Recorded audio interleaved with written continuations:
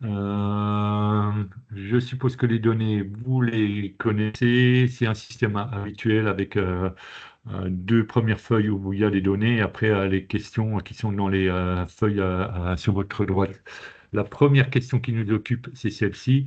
C'est une question qui est liée au tri. Donc, on doit trier les données qui sont ici, ok, en les mettant d'abord par région, puis par département, puis par nombre de redevables. Le plus facile, c'est vous cliquez dans le jeu de données à trier. Vous pouvez faire un CTRL A ou commande A pour toutes les sélectionner. Et puis, comme les tris doivent s'enchaîner, c'est obligatoirement un tri personnalisé. C'est pas trois tris successifs, mais c'est un tri qui tient compte des autres. Et du coup, il me les faut. Alors, hop, il faut que je commence par les trier par région de A à Z. Puis, si c'est la bonne région, c'est le département de grand à petit. Département, pardon, département de A à Z évidemment, et puis le nombre de redevables de grand à petit. Voilà, nombre de redevables de grand à petit. On fait un petit OK, on regarde. Ça commence par Balance Montélimar Annecy. On regarde à droite. Balance Montélimar Annecy. OK, première question faite. OK, on va se mettre en vert pour montrer que tout ça est fait et bien fait. Boum. Ok. Deuxième question, pareil pour trier par heure. Et là, nettement plus difficile parce que si je commence par trier ici, par exemple de A à Z, ok, eh bien déjà il me propose de A à Z et en plus vous voyez qu'il ne respecte pas du tout l'heure, mais en revanche, d'un coup il me les trie par date. Donc j'annule. Tu vois. Et donc il faut bien comprendre un petit peu ce qu'il y a dans la cellule. Toute la difficulté ici est de comprendre ce qu'il y a dans la cellule et pour voir ce qu'il y a dans la cellule, comprendre ce qu'il y a dans la cellule, vous avez toujours intérêt à aller dans une des cellules et ouvrir la boîte ici. OK, et vous voyez que quelle que soit l'option envisagée, il affichera 11-10-2023. Gna, gna, gna, gna. OK, ça veut dire quoi? Ça veut dire que le contenu de cette cellule n'est pas un horaire, OK, ni ce n'est pas une date suivie d'un horaire, c'est un pur texte. Et une date suivie d'un horaire lorsqu'elle est affichée, c'est un chiffre. Si par exemple, je vous affiche la date d'aujourd'hui avec un 10h30 15 secondes, que je fais l'affichage et que c'est une vraie date, et si vous, avec un vrai horaire, vous voyez que vous avez dedans un chiffre. Alors que moi, ici, je me retrouve qu'avec du texte. Donc, le premier truc à comprendre, c'est que là-dedans, il n'y a que du texte. Une fois qu'il y a ça, eh bien, il faut que je m'adapte à ça. Et pour moi, pour pouvoir trier, il faut que j'arrive à récupérer l'heure. Du coup, il y a plusieurs possibilités pour récupérer l'heure, mais quoi qu'il en soit, moi, il me faut le 22 2.55 41 qui correspond à l'horaire. Donc, parmi les choses que je peux faire, je peux dire, comme c'est un texte, je peux récupérer toute la partie du texte qui concerne l'horaire, c'est-à-dire les caractères qui se situent à droite du texte, et il y en a combien? Deux pour les heures, deux pour les minutes, deux pour les secondes, ça en fait 6, plus les deux points, ça m'en fait 8. Donc, si j'extrais ici les 8 caractères à droite, donc, les 8 caractères à droite de la cellule, je me retrouve avec ceci. OK? Donc là, c'est pas encore un horaire parce que j'y vais, vous voyez, c'est toujours un texte. Mais derrière, pour que ça devienne un horaire, je peux convertir ce que je viens d'extraire en numérique avec la fonction cnum. Et là, il me met effectivement un chiffre et ce chiffre correspond maintenant à un horaire. Et OK. Et du coup, là, j'en ai fini. Je vais rajouter ma colonne, si vous voulez, vraie heure, et pas un texte. Et à partir de maintenant, mon tableau, je peux le trier simplement du plus petit au plus grand. Oui, il voulait croissant, donc du plus petit au plus grand. Hop, boum. OK, minuit 16, minuit 17, et à droite, on a bien minuit 16, minuit 17. Tuc, tuc, tuc, tuc, tuc. Ok, du coup, deuxième question de tri faite. La question difficile parce qu'elle nécessitait de bien comprendre les types de données, comment ils fonctionnent. Ok, je rappelle, gardez toujours en tête, une date, ça doit être un chiffre, un horaire, ça doit être un chiffre, un point dans le temps, c'est-à-dire une date et une heure, ça doit aussi être un chiffre. Ok. Voilà, je vous renvoie vers le cours pour savoir exactement à quel chiffre ça correspond. Mais ok, l'important ici et toute la difficulté était là-dessus, de comprendre qu'il fallait arriver à récupérer la date et puis derrière, pardon, arriver à récupérer un horaire en tant que vrai horaire et puis après vous y alliez comme ça. Question numéro 3. Ok, troisième onglet, les tableaux croisés. Ok, donc la feuille s'appelle TCD, donc vous aurez vite compris qu'il faut faire un tableau croisé. Donc le premier, région, ville, où il y a le plus de redevables. Région, ville, là où il y a le plus de redevables. Ok, donc 2022, insertion, tableau croisé. On crée une nouvelle feuille qu'on va garder dans le classeur. Donc, il veut région et les communes. OK. À chaque fois, il veut savoir le nombre de redevables qu'il y a dans chacune des communes. Comme les communes sont uniques, qu'il n'y a pas de doublons, enfin qu'elles n'apparaissent pas plusieurs fois, que je fasse somme, moyenne ou max, c'est pareil, je vais avoir ici. Donc j'ai classé par région l'ensemble de mes communes avec le nombre de redevables qu'il y a à chaque fois. Et ce qui est demandé ici, c'est de garder pour chacune des régions la commune qui a le plus de redevables, c'est-à-dire ici Lyon pour Auvergne-Rhône-Alpes, ça va être Dijon pour Bourgogne, et ainsi de suite. Donc, le plus facile ici, c'est un petit clic sur une ville, parce que je veux la ville dans la région, et à partir de là, je veux un filtre de type i premier, ok, et je veux garder combien de premiers? Je veux que le meilleur, donc un. Boum. Donc j'ai bien Lyon, Dijon, Rennes, Tours. Je regarde ce que je dois trouver. Lyon, Dijon, Rennes, Tours, tout ça va bien, sauf que le design de mon tableau n'est pas encore le bon. Donc moi, il me faudrait sur 3 colonnes. Ok, allez, c'est parti. Tout ce qui va concerner l'apparence du tableau est dans l'onglet création. Je veux du coup le mettre sur plusieurs colonnes. Ok, et donc ça va être affiché sous forme tabulaire. Pouf. Mécaniquement, il me rajoute des petits sous-totaux qui ne m'intéressent pas. Et là, j'ai le tableau tel que je le souhaite. Ok, et du coup, allez, donc je vais mettre ça ici. Ok, et puis là, on a, comment on va appeler cette feuille? Commune,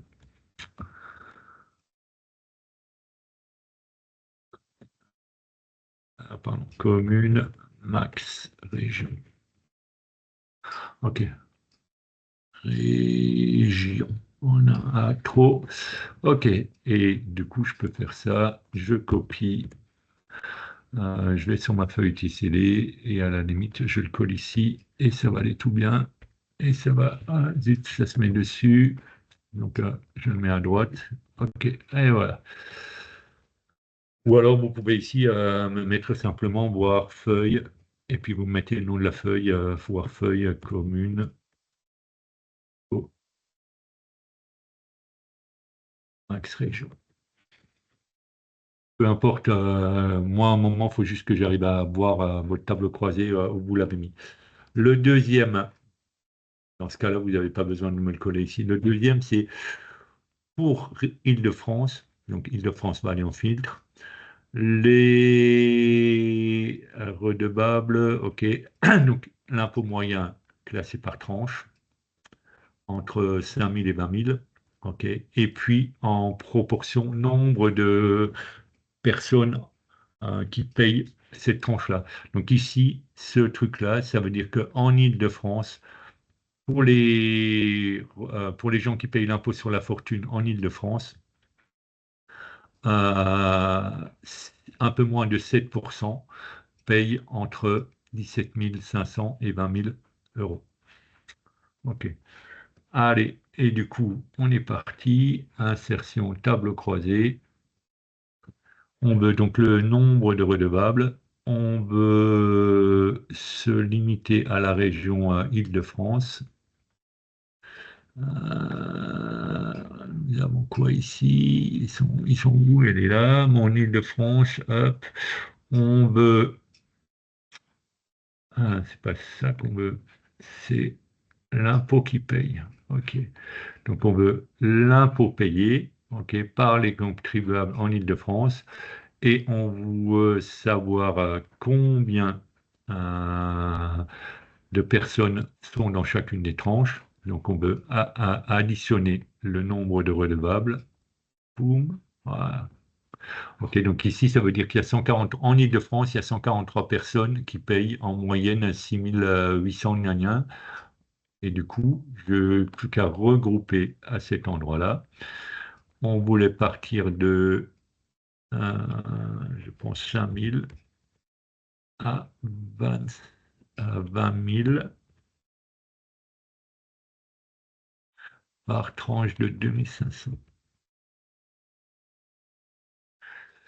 Hop, et vérification, 5 000, 20 000, tranche de 2 500. Et, euh, et du coup, on veut ici non pas le nombre total de redevables, mais on veut savoir la proportion que représente chaque chiffre par rapport au total. Donc, petit clic droit, afficher les valeurs, pourcent du total de la colonne, parce que moi, je veux diviser chaque chiffre par le montant total qu'il y a en bas. Donc, pareil, finito, tout va bien, on copie, ok, on colle là à droite. Ok, et on est tout bon, on est tout bon. Euh, Feuille TCD, allez hop, fait. Feuille filtre, ou un E en deuxième position et un N plus loin, genre Perpignan. Vous pouvez utiliser la fonction filtre, ok, ou alors des filtres simples. Je monte les deux solutions, donc 2022, donc je vais dans 2022, je mets en place mes filtres, ok, donc c'est ici, tac, filtrer, hein, ou alors si vous êtes sur un PC, CTRL majuscule L, CTRL majuscule L, mais sinon passez par ici, et donc on veut que je me remette ça correctement en tête, un E en deuxième position et un N plus loin. Ok, alors, je voudrais qu'au niveau de la commune, ça commence par, ok, n'importe quelle lettre, un E en deuxième position, quelque part plus loin, ici, pourquoi l'astérix? Ok, parce que l'astérix, c'est un nombre quelconque de caractères plus loin. Je voudrais un N. Ok, et du coup, j'ai bien ici un E et un N plus loin, un E et un N plus loin. Je sors du zoom, je copie. Pardon, il me manquera du coup la première, je copie, je vais dans filtre 1, ok, je colle les valeurs, boum, ça rentre pile dedans, c'est bon. Première méthode, ça, c'est rapide, c'est pas... ouais. Ça va bien, ok, et ça rapporte un petit peu des points, ok. L'avantage, c'est que ça va vite. L'inconvénient, ça ne paye pas tous les points parce que vous pouvez utiliser la fonction filtre, ok. Donc, c'est celle qui est la méthode préconisée et du coup, c'est celle-ci qui donnerait le max de points. Du coup, je vais enlever le filtre ici et vous montrer la solution top qui était attendue. Alors là, ok, il va falloir que je filtre. Et j'utilise ma fonction filtre. Le premier élément de filtre, c'est qu'est-ce que tu veux filtrer. Donc moi, je veux filtrer ce tableau-là. Poum, poum. OK. Puis après, ça va être, je vais ici, c'est inclure. Donc il veut que je lui explique ce que je veux. Zut. Les éléments que je veux garder. Alors. moi, je veux quoi? Je veux deux choses. Je veux qu'il y ait un E en deuxième position. Ok, donc, ça veut dire que si je coupe le deuxième caractère, ok, donc ça va être S, T, X, T. Ok, si je coupe le deuxième caractère de ce barza-là, ok, je vais là, je vais au deuxième caractère, j'en coupe un. Ok, et bien là, je voudrais qu'il y ait un E. Ça, c'est ma première condition. Je rentre simplement, je fais déjà mon entrée, comme ça vous le voyez. Donc là, si je fais mon entrée, au niveau de mes résultats, j'ai toutes les villes qui, au niveau du deuxième caractère, ont un E. Donc là, ils ont tous un E en deuxième caractère. Et là, je veux rajouter une autre condition. OK. Je veux que après le deuxième caractère, OK, à partir du troisième, OK, il faut qu'il me trouve un N. OK. Donc, hop, donc je retourne dans ma formule. Donc ça, c'était ma première condition. Et après, à partir du troisième, OK, il faut qu'il trouve un N. Donc là, comme les deux conditions se cumulent, c'est un petit fois. Ok. Il faut que tu sois et comme ça et aussi comme ça. Donc il faut que tu aies un E en deuxième position et après que tu me trouves un N. Alors, j'ouvre. Et là, c'est un peu space. Ok, ça va être enum. Ça veut dire que si je cherche un N dans les noms,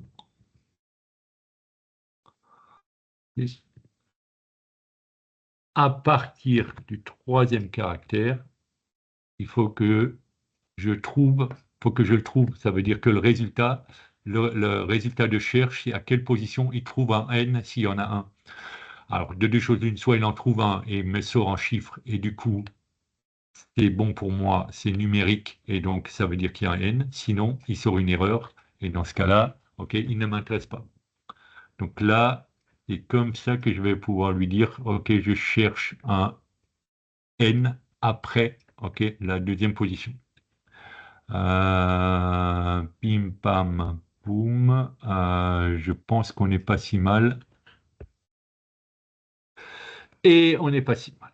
Ok, tac. Du coup, je vous affiche quelques. Alors, est-ce qu'elle y va? Pas terrible. Du coup, je vais vous l'afficher en dessous pour que vous. Pardon, échappe. Pour que vous ayez le temps que vous puissiez éventuellement la noter, même si le.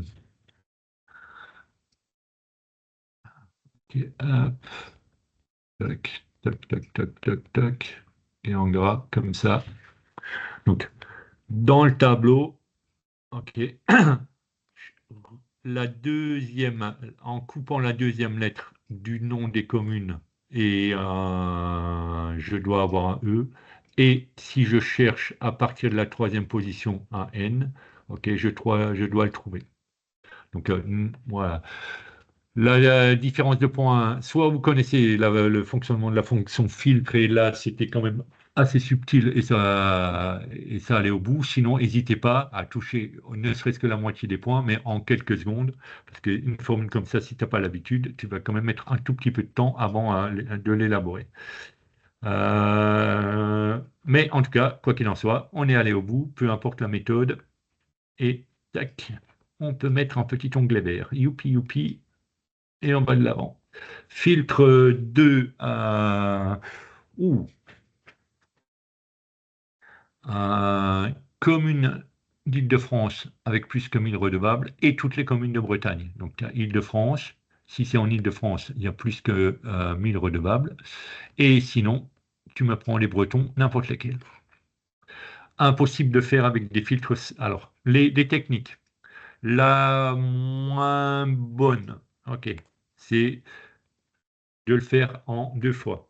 Ok, c'est pas faux, ok, mais parce qu'il est impossible de faire le travail demandé en une seule fois, parce que vous voulez sélectionner à la fois Île-de-France plus et Bretagne. Ok, donc vous voulez Bretagne, donc là vous voulez tous les Bretons, et vous voulez aussi tous les Îles-de-France.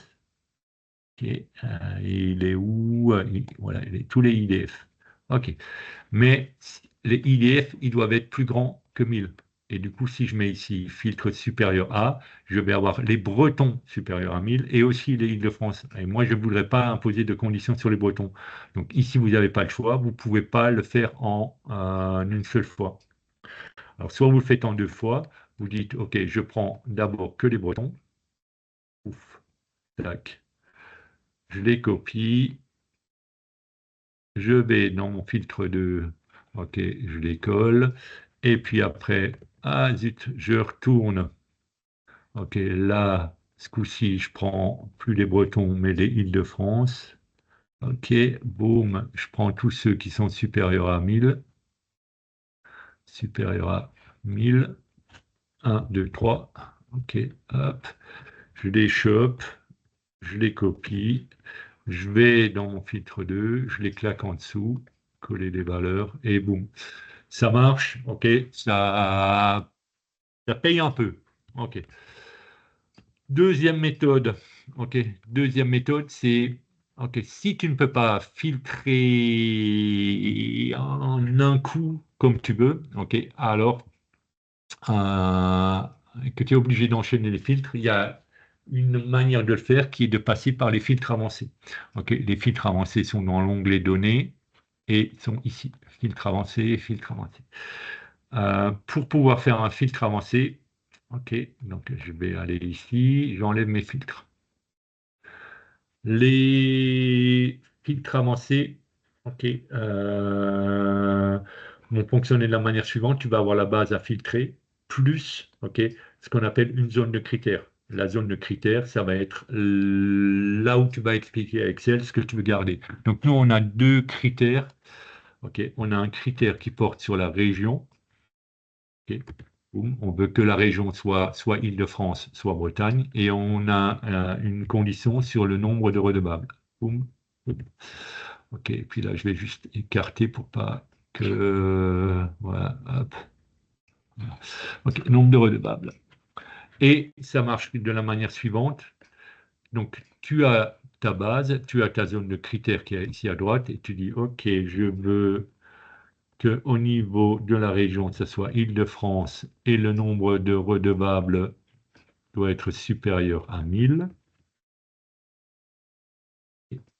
Et ou l'autre condition, c'est simplement que ce soit un des Bretons. Alors, je vais chercher un Bretagne ici pour pas avoir de faute d'orthographe. Un Bretagne. OK. Et puis à partir de là, ça c'est. Alors, je vais la mettre carrément tout en haut, comme ça. Voilà. Ça, c'est ta zone de critères. Et du coup, tu peux partir ici. Tu veux filtrer quoi? Ça. Ta zone de critères, c'est laquelle? C'est celle-là. Hop.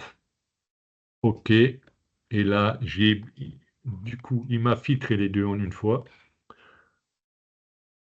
Tu copies. Tu vas dans filtre 2. Tu colles. Ça paye. OK. Ça paye déjà mieux qu'avant parce que tu as réussi à utiliser des filtres avancés. Et troisième méthode. Du coup, je retourne dans IFI, j'efface mon filtre. C'est de faire comme avant, d'utiliser la fonction filtre. OK.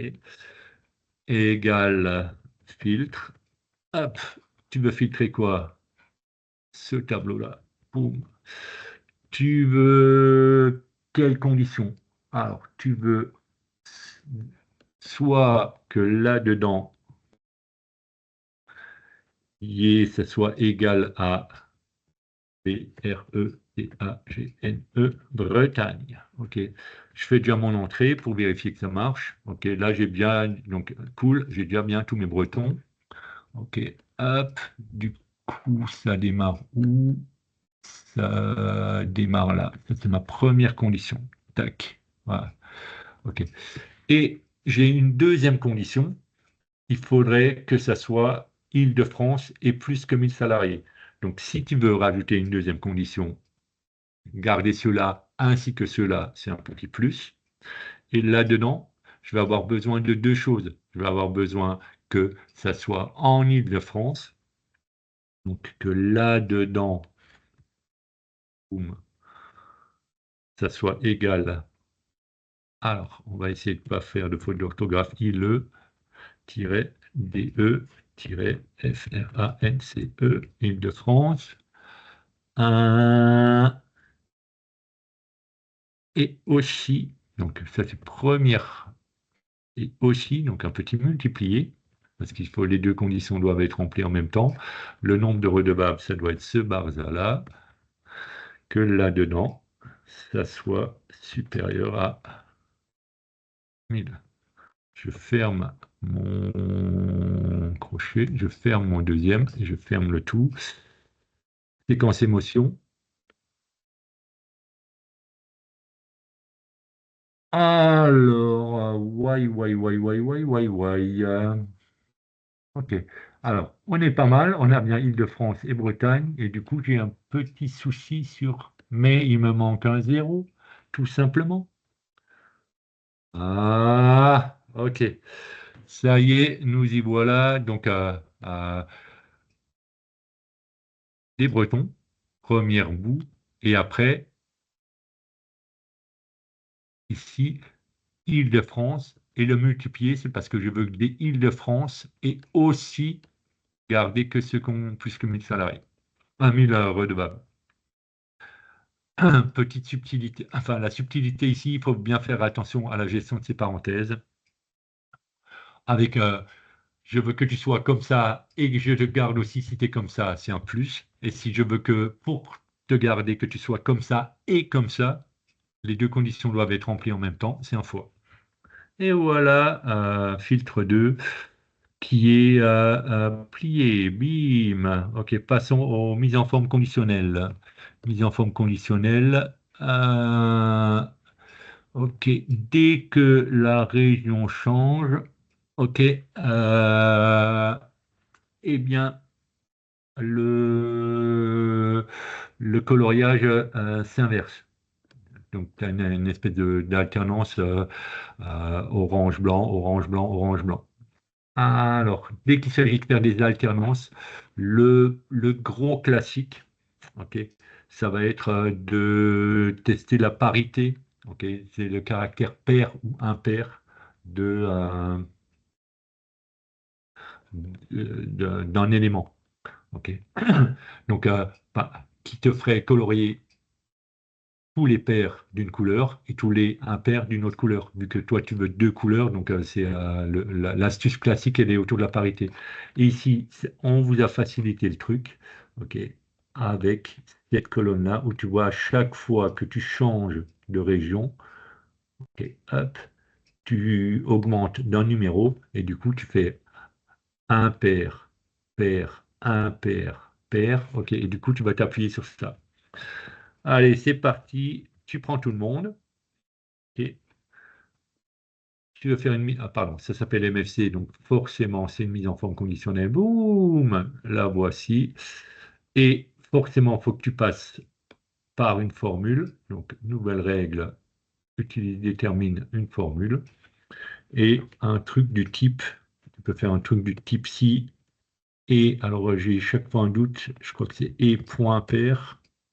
Et moi, c'est un pair en plus qui m'intéresse. Et point impair. Si ce truc-là, F4, ok. Si dans cette colonne-là, c'est pour ça que ok, j'ai bloqué le A, ok. Si dans cette colonne-là, le contenu de la cellule est impair, alors fais-moi la mise en forme, sinon ne me la fais pas. Et au niveau de la mise en forme, je voudrais quelque chose, un genre, je ne sais même plus, ça doit être un truc qui ressemble à ça. Ok, ok. Et mais voilà qui marche bien du premier coup. Ah, ok. Donc Je réaffiche la boîte de dialogue. J'ai modifié la règle, voilà, et du coup, comme ça, vous avez le temps de la voir. OK. Est-ce que le contenu est impair? Dans ce cas-là, c'est bon. Ah, voilà. Les petites erreurs classiques ici, c'est faut bien faire attention à ce que tu as sélectionné. Si tu as sélectionné les en-têtes avec, il faut que tu commences ici à 1. OK. Il faut bien que le début là corresponde au début de ta sélection. Voilà, c'est un peu. Et là, l'astuce, c'était sur le coup du pair et impair. Hop, hop, échappe. OK. Fait MFC. On colorie en vert. Ah oui, ça, j'ai oublié de renommer la feuille. Là, ça va être un redevable, un tranche redevable IDF. Tranche redevable, redevable IDF. Ok, voilà. Boum. Après, on a notre index équive. Index équive. Donc ici, on veut sur la base du département et de la tranche, retrouver le nom du contrôleur. Le département, donc ici, ça serait Drôme 0,99, 0 à 99, donc Drôme 0 à 99. Donc le premier, ça va être Chapuis. Le deuxième, c'est un Rhône 200, 299, donc Rhône. Alors, pardon, je vais 200, 299, c'est cette colonne-là. Donc, si je regarde Rhône, ça serait Dupont. Donc, ça faut que ça démarre par Chapuis, Dupont, Martineau. Et donc, c'est à chaque fois, il faut que je trouve ce qui est à l'intersection du orange et du vert. La seule technique qui va bien là-dedans, c'est un index équive. Ok, donc, je indexe. Ok. Un- je voudrais dans ce tableau-là. Ok. Je sais que je vais écrire ma formule, petit dollar, ok, pour pouvoir étirer. Je voudrais que dans ce tableau-là, tu me trouves la ligne qui correspond à quoi? Je voudrais la ligne qui correspond à Drôme pour savoir dans quelle ligne il faut que j'aille regarder. Ok, donc c'est un équive de quoi? Je voudrais savoir à quelle position il y a ce mot-là dans cette liste-là.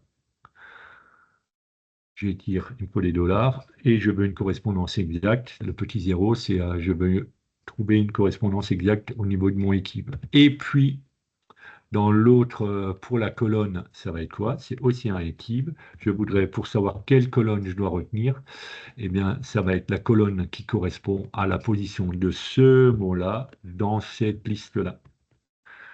Petit dollar, 0,0, boum. Une fois, je viens de fermer mon équipe, je ferme mon index. Ok, j'appuie, un joli double clic, j'appuie du pont Martignon, gna gna gna. Ok, et puis pour que vous ayez le temps pour que ça soit plus facile en suivant la vidéo, je vous affiche la formule en grand. Ah, pardon, je vais la mettre en dessous, comme ça elle ne vient pas en conflit avec le. Ah, et puis en gras. Ok. Donc ici, c'est trouve-moi dans le tableau jaune ce qu'il y a à l'intersection de la ligne qui correspond à la position de Drôme là-dedans et à la colonne qui correspond à la position de 0,99 là-dedans. Ok. Ce qui reviendrait ici à faire un Drôme, c'est 1, 2, 3, 4, 5, 6, 7. Ok. C'est comme si j'avais fait, dis-moi dans ce tableau-là, ce qui est en septième colonne, septième ligne, première colonne. 1, 2, 3, 4, 5, 6, 7. Première colonne. Ok. Et puis tu as Monsieur Chapuis. Pour preuve, si je vais ici dans mon équipe et que je le surligne, tu vois bien qu'il y a le petit chiffre 7 qui s'affiche. OK. Et là, un petit 1. Et du coup, il veut dans le tableau jaune, ce qui a septième ligne, première colonne. Et voilà, index équipe, et pim, vert. OK, après on a les graphes. Après, il y a ce graphe-là à faire. Ok, allez, c'est parti. Donc là, il me faut quoi? Donc tu regardes d'abord ton graphe. Donc, les noms de départements, j'en ai besoin parce qu'ils sont là en bas. Donc, je sais déjà que ça va falloir que je le sélectionne. Les villes, pareil. Ok. Est-ce que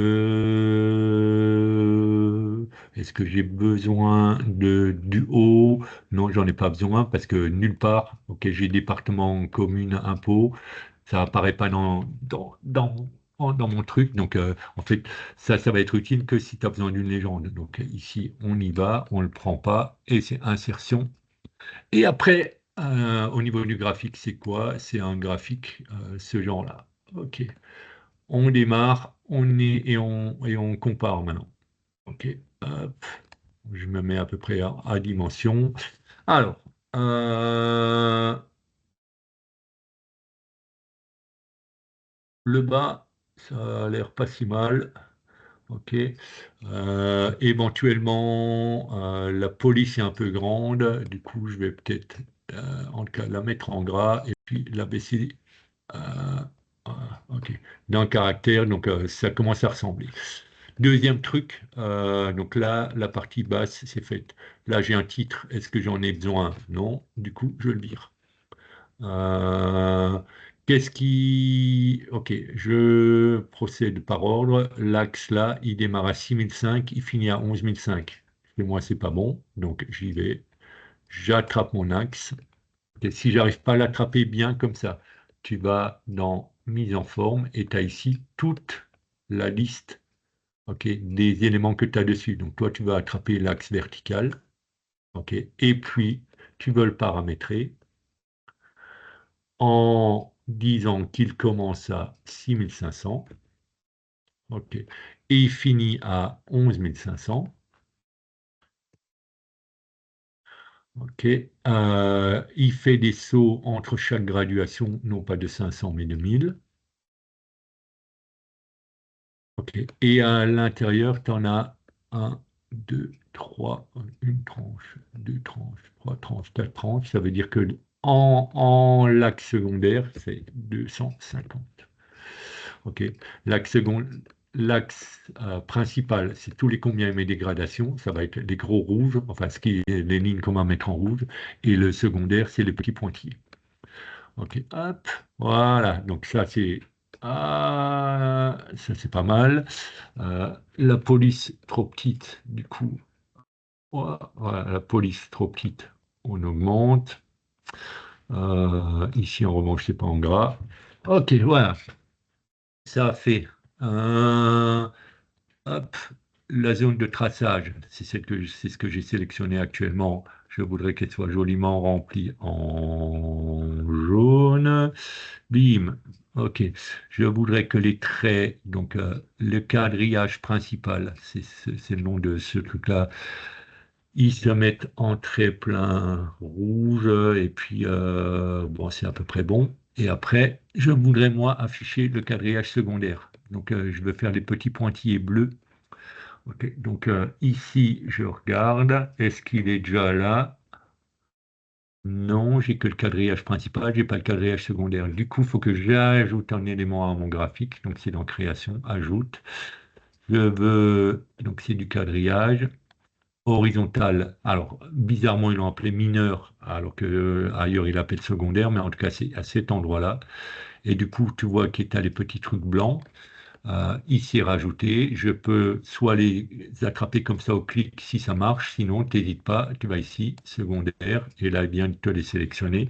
Tu me dis, oh, ça serait bien si tu te mettais en bleu et que tu me mettais un petit quadrillage. Boum, quadrillage bleu, c'est fait. Donc, il me reste à mettre un gros contour autour de ma zone de graphique, c'est ce qui est sélectionné pour l'instant.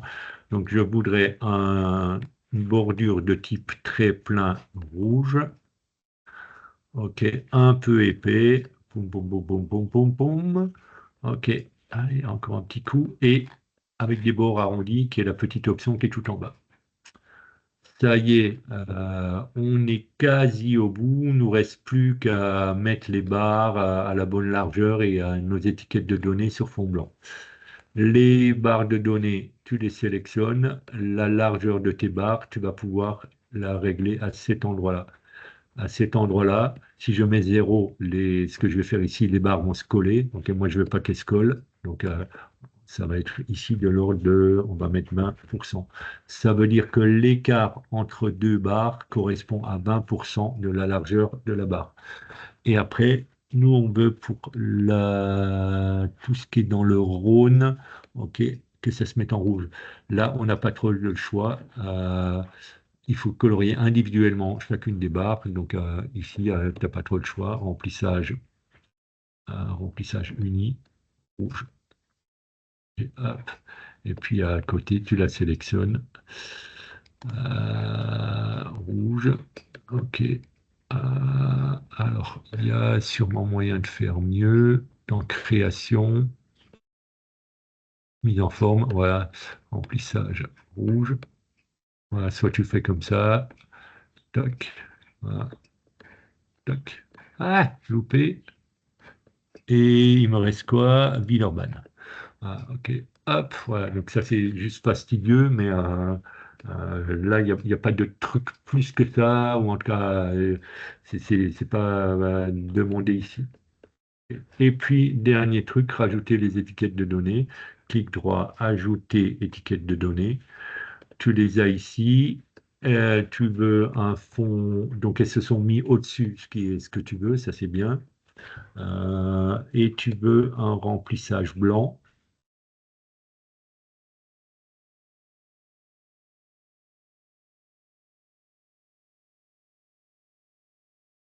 OK. Et tu voudrais en revanche que ça s'affiche au format, tu vois, avec les euros derrière. Donc, les options des étiquettes de données sont ici, au niveau tout en bas, nombre. Je voudrais alors, soit compta ou monétaire, les deux vont marcher. OK.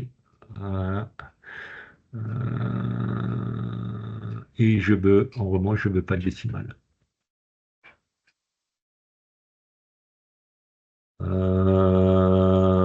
On n'est pas. Ah, dernier truc, impôt moyen en euros qui manque. Donc ça, c'est un titre d'axe. Donc pareil, c'est un élément à rajouter. Création, ajoute un élément. Je veux un titre sur mon axe vertical principal, impôt moyen en euros. Et là, c'est du texte libre, pardon. Ah oui, je suis con. Alors, impôt moyen en euros, pif. Voilà. Un peu plus gros, un peu gras. Et voilà. On va fermer. Pour pouvoir un peu les comparer, je vais me mettre en dessous. Allez, viens. Désolé. Voilà.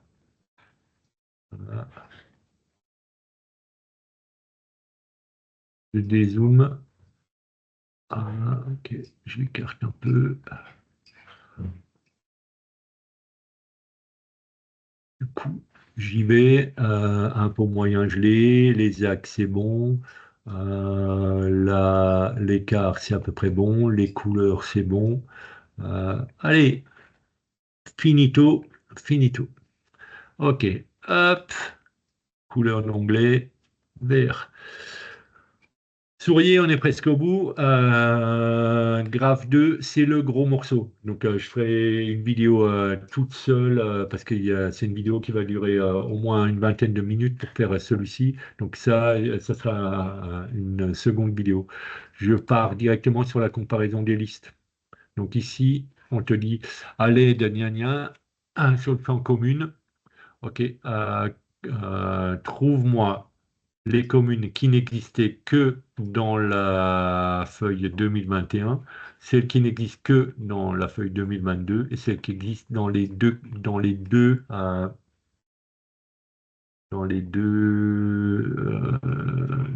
fichiers. Alors, donc toi, ce qui t'intéresse, c'est les communes. OK. Et donc, nous, on va commencer par faire un premier truc. OK. C'est de tout mettre sur une feuille et de pas travailler de manière compliquée dans le sur deux feuilles avec des recherches X ou n'importe. C'est simplement pour me faciliter la vie. Je dis, OK, ça c'est mes 2021. Boum, je les copie. OK. Je vais sur une nouvelle feuille. Voilà, je crée une nouvelle feuille. OK. Et c'est mes 2021. Boum. OK. Et alors, là, je vais juste me mettre même commune 2021. Et tant que j'y suis, OK, je me les colorie. OK, les 2021, je me les colorie. OK, en jaune. À côté, je vais mettre les communes 2022. Commune 2022. Oh, c'est qu'il OK, je vais me les chercher.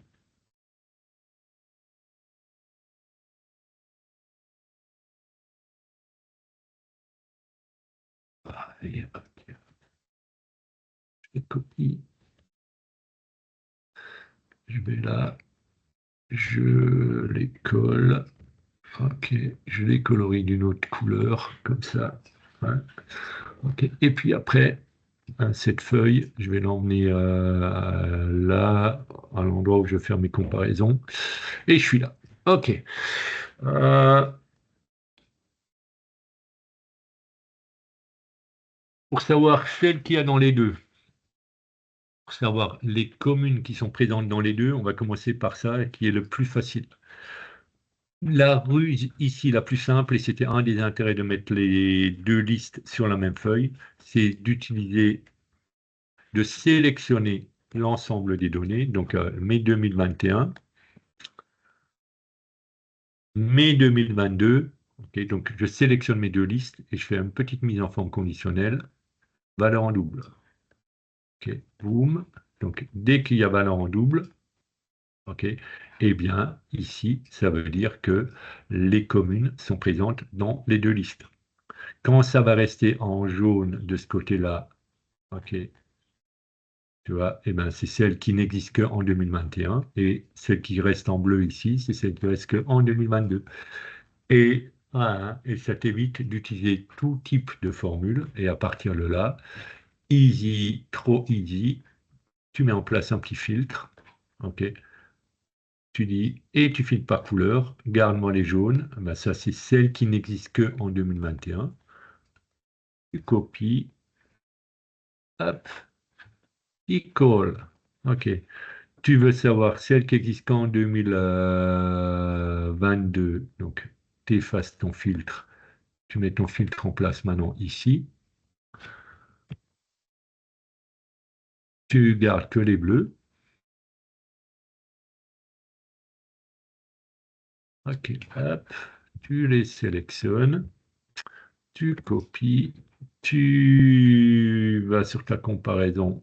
Tu les colles. OK. Et après, pour avoir les deux, à nouveau, enlève, tu remets un filtre. Ah, pardon, en haut. Pardon, loupé, excusez-moi. Tu vas sur n'importe laquelle des deux listes. De toute façon, le rose est comme en deux. Donc, peu importe où tu vas. Et tu dis ici, garde-moi tous les roses. Ok. Tu les colles. Tu vas sur ta comparaison de liste. Tu colles tes valeurs. Tu regardes, est-ce que tu es bien jusqu'en bas? Et voilà, trop bien, trop bien. Et question qui paraissait hyper difficile, ok, à traiter en deux coups de cuillère à peau. Euh, Sinon, l'autre technique, ok, c'était d'essayer de rechercher, ça faisait ici, égale recherche, allez, pardon, j'ai ma majuscule activée, égale recherche X, cherche-moi à chaque fois, égale, zut, on veut faire trop vite, recherche X, cherche-moi lui, point virgule, là-dedans.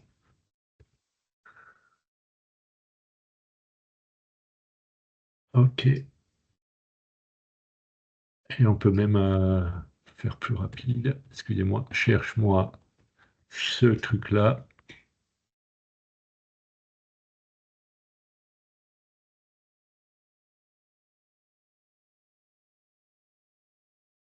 Non. Allez. OK. Donc, on cherche-moi. Qu'est-ce que tu cherches, lui, là-dedans? Ok. Et quand tu l'as trouvé, tu veux récupérer quoi? Ok, bah, je vais simplement moi récupérer le nom de la commune. Donc, du coup, je vais. Ok, hop. C'est-à-dire, s'il trouve Gap, ok, il va m'écrire Gap. Ok, hop. Et sinon, tu me mets donc sinon trouvé, et c'est ça qui va t'intéresser, ok, seulement 2021. Tac. Et voilà. Donc là, il me met Gap. Et ici, pour Monaco, il devrait me mettre seulement 2021. Et voilà. Et du coup, c'est un peu la même chose qu'avec les couleurs. Tu fais la même chose que de l'autre côté. Et après, tu isolerais ok, les différents éléments. Ok, donc avec un si et pareil, ou un filtre, un peu comme vous voulez. Donc soit tu passais par une formule de type recherche, un recherche X ici, un deuxième recherche X qui fait l'inverse, qui cherche lui là-dedans, et puis après tu compares tes listes avec tes filtres. Peu importe la technique, la plus facile qu'éviter la formule, ok, c'était celle de passer par mise en forme conditionnelle, valeur en double. En revanche, pour pouvoir le faire, vous avez obligation à ce que les deux listes soient présentes sur la même feuille. Dernier, donc compare liste. Alors ici, là c'est pour compare liste. Compare liste. OK. Ah, pardon. X échappe. Pardon. Est-ce qu'il me l'a pris? Voilà. Tac. Euh, donc elle fait. euh, Et puis, il me reste plus que finance. Et après encore la vidéo sur le graphe. Alors, il veut savoir, donc, il y a 3 millions 4 qui sont placés 10 ans au taux de 4%. OK. Le fonctionnement du placement est 4% par an. À la fin de l'année, il récupère 300 000 et il laisse le reste. Ok, donc ici, la base, c'est de faire un genre tableau d'amortissement. Donc nous, on va avoir ici les dates ok, ou les périodes. Voilà, période, période. Ok, donc on va ici pendant 10 ans. Donc on démarre à la période 0. Ah oui, alors il s'est mis en numérique. Ah, ok, on va se mettre en standard 0, 1, et puis c'est pas grave. Je fais déjà ma série, puis je la mettrai en forme après. 1, 2, 3, 4, 5, 6, 7, 8, 9, 10. Ça en standard. OK. Et après, ça va toujours être initial.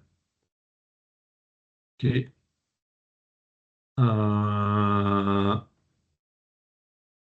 les intérêts, le retrait. OK. Donc, il a une somme. À la fin de l'année, il touche des intérêts. Il enlève une partie. OK. Et puis, il y aura ce qui lui reste à la fin. Donc, à la période 0, à la fin, il a cette somme-là. À la fin de la période 0, il a cette somme-là, ce qui correspond à ce qu'il a en début de période 1. Le début de la période n sera toujours égal à la fin de la période n-1. OK, c'est pour ça que je crée ma ligne 0 pour pouvoir justement mettre en place directement cette formule-là. Les intérêts qui touchent, c'est égal ça fois le taux. OK.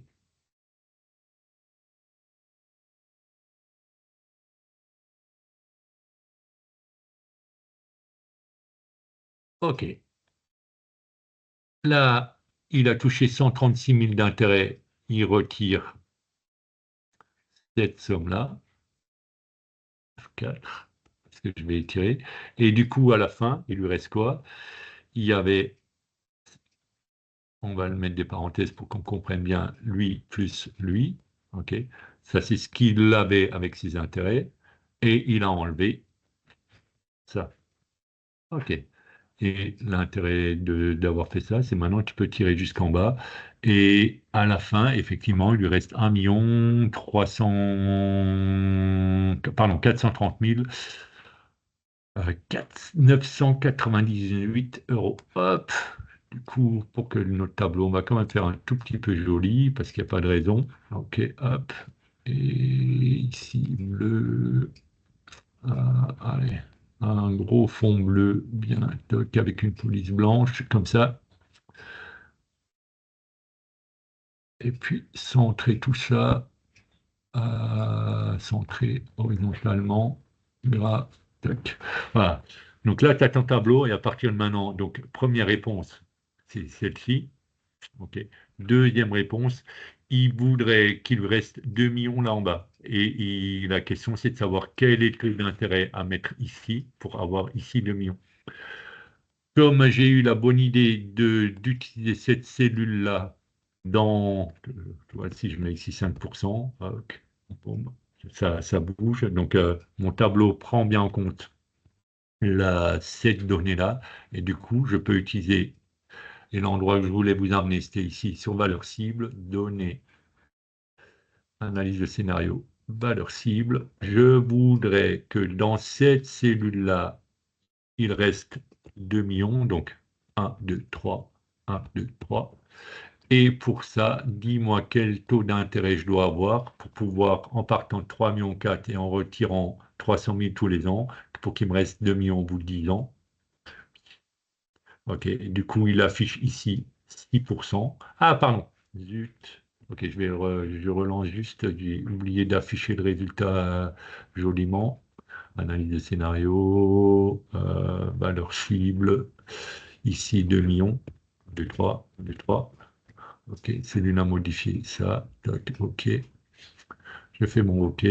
Et effectivement, tu vois ici 5,47%, 5,64%, 5,64%. OK, la feuille finance, pliée, finito, en vert. OK. Voilà, donc la seule feuille qui me reste encore à faire, c'est mon graphe 2. La feuille jaune, ça c'est mes deux feuilles rajoutées. Feuille jaune, feuille rajoutée, feuille jaune, feuille rajoutée. OK, hop, tac, tac, tac. Ah oui, j'aurais pas dû prendre du jaune vu qu'il y a déjà celle-là. Mais bon, OK, on va survivre. OK, du coup, arrêt de l'enregistrement pour l'instant. Et puis, deuxième vidéo spéciale graphe, le truc compliqué. OK, du coup, il faut que j'arrive à aller au bon endroit pour couper mon enregistrement. Et voilà.